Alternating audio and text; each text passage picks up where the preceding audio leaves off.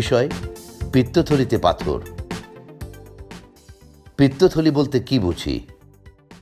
পিত্তথলি একটা মানুষের শরীরের স্বাভাবিক অংশ, যেটা আমাদের পেটের ডান পাশে উপরের অংশে লিভারের নিচে থাকে এবং সেটা দেখতে অনেকটা বাংলা কদু, যেটাকে আমরা বলি লাউ, এটার মতো দেখতে। এবং এটার মেন কাজটা হলো এখানে পিত্তরসটাকে জমা রাখা। এবং যখন আমরা খাই, এখান থেকে পিত্তরসটা পিত্তনালীর মাধ্যমে অন্তরে যায় এবং হজমে কিছুটা সহায়তা করে। পিত্তথলিতে পাথর কেন হয়? পিত্তথলিতে পাথর হওয়ার আসলে নির্দিষ্ট ওরকম সুনির্দিষ্ট কোনো কারণ নাই, তবে কিছু কিছু ফ্যাক্টরকে দায়ী করা হয়। তো ফ্যাক্টর যেগুলো হচ্ছে যে আমরা খুব সংক্ষেপে বলি 5F। এর একটা হলো ফিমেল, মেয়েদের বেশি হবে; ফ্যাটি, যারা একটু মোটা তাদের বেশি হবে; ফার্টাইল, যাদের বাচ্চা বেশি তাদের বেশি হবে; ফেয়ার, যারা ফর্সা তাদের বেশি হবে; বা যাদের বয়স 40 আর 50 তাদের বেশি হবে। এছাড়া রক্তের কিছু অসুখ আছে যেখানে সেলগুলা ভেঙে যায়, তাদের হতে পারে। এবং গলব্লাডার ইনফেকশন হলেও পাথর হতে পারে। পিত্তথলিতে পাথরের লক্ষণ সমূহ কি কি?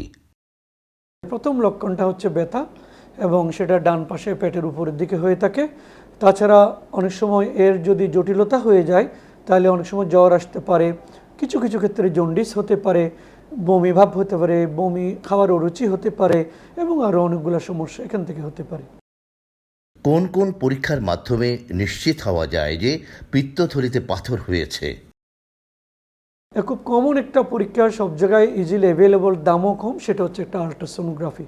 তবে এখানে মনে রাখতে হবে একটু কোয়ালিফাইড যারা রেডিওলজিস্ট তাদের মাধ্যমে আল্ট্রাসোনোগ্রাফি করে নিতে হবে। এবং অবশ্যই রুগীকে এই আল্ট্রাসোনোগ্রাফি করার আগে 6 ঘন্টা না খেয়ে থাকতে হবে। তাহলে যে কোনো একটা রেডিওলজিস্ট একটা আল্ট্রাসোনোগ্রাফি পরীক্ষার মাধ্যমে ইজিলি একটা পিত্তথলি পাথর শনাক্ত করতে পারবে। এবং উন্নত পরীক্ষাও আছে, MRCP বলে একটা পরীক্ষা বলি, সিটি স্ক্যান, এগুলো দিয়েও শনাক্ত করা যায়। পিত্তথলির পাথর অপারেশন না করলে কি কি ধরনের জটিলতা দেখা দেয়? একটা জটিলতা পিত্তথলিতে ইনফেকশন হয়, এটা আমরা খুব কমনলি পাই। এবং ইনফেকশনে পিত্তথলিটা পুঁজ জমে যায়, পিত্তথলিতে পানি জমে যায়, পিত্তথলি ফেটে যেতে পারে। পিত্তথলি পাথর যদি পিত্তনালীতে চলে যায়, যেটা আমরা প্যানক্রিয়াস বলি, তিলি প্রদাহ হতে পারে, লিভারে অ্যাবসেস হতে পারে। এবং ইনডাইরেক্টলি বলা হয়ে থাকে অনেক দিন থেকে যদি থাকে ক্যান্সারের সাথে এর কিছু সম্পর্ক আছে। পিত্তথলির পাথরের বর্তমান আধুনিক চিকিৎসা পদ্ধতি কি? আধুনিক চিকিৎসা পদ্ধতি খুবই কমন, এটা সব জায়গায় এখন ইজিলি অ্যাভেলেবল, ইভেন ডিস্ট্রিক্ট লেভেলও আছে। আমরা এটা কনভেনশনালি বলি যে ল্যাপারোস্কোপিক কোলেসিস্টেক্টমি। যে কোনো জেলা হসপিটাল বা ইভেন উপজেলা লেভেলে ওই অপারেশনটা হয়ে থাকে। তবে এর ইনস্ট্রুমেন্টাল টেকনিক্যাল দিকটা অনেক অ্যাডভান্স এখন। যেমন আমরা আগে করতাম 2D মেশিন দিয়ে, এখন 4K 3D HD মেশিন চলে আসছে। So 4K HD machine, 4K 3D machine দিয়ে আমরা এখন করি। আগে আমরা করতাম 10 মিলিমিটার 12 মিলিমিটার ছিদ্র করে, এখন আমরা 3 মিলিমিটার বা 5 মিলিমিটার ছিদ্র করে করা যায়। পিত্তথলি অপারেশনটা একটু অ্যাডভান্স, এখানে টেকনোলজির কিছু বিষয় আছে। আমরা সরকারি লেভেলে এই অপারেশনের সাধারণত কোনো খরচ থাকে না।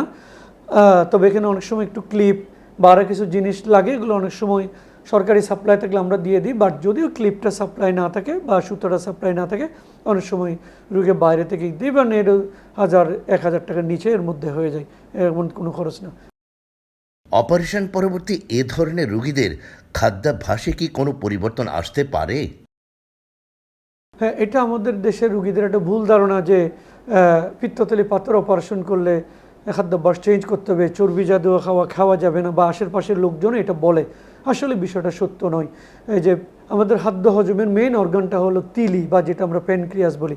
হ্যাঁ, পিত্তথলি কিছুটা হজমে সহায়তা করে, যে বড় বড় ফ্যাটগুলোকে ছোট করে দেয়।